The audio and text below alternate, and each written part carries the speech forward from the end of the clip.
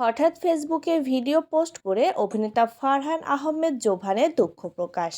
Video বার্তার পোস্টে তিনি লিখেছেন, আমি দুঃখিত। ভিডিও বার্তায় তিনি জানান, সম্প্রতি একটি অনুষ্ঠানে অংশ নেন, সেখানে ব্যক্তিগত কিছু বোঝাপড়া নিয়ে ভুল তথ্য দিয়েছেন, এজন্য তিনি আন্তরিকভাবে দুঃখিত।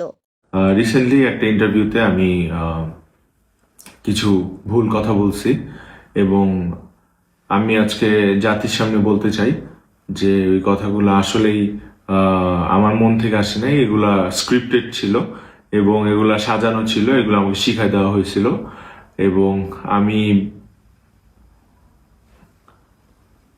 আমি আসলে একটু বেশি বলে ফেলছি, এত বলা আমার ঠিক হয় নাই।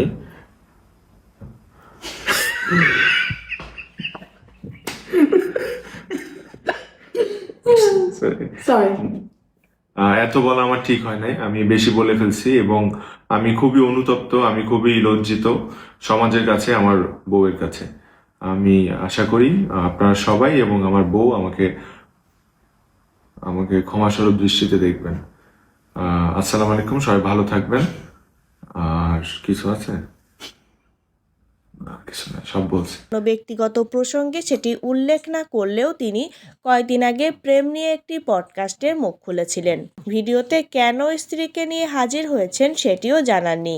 কিছুদিন আগে এক পডকাস্টে অংশ নিয়ে জোভান বলেছিলেন, সম্পর্ক সময় খুব বেশি ছিল না, কিন্তু শেষ হয়ে যাওয়ার পর নিজেকে সামলাতে কষ্ট হচ্ছিল।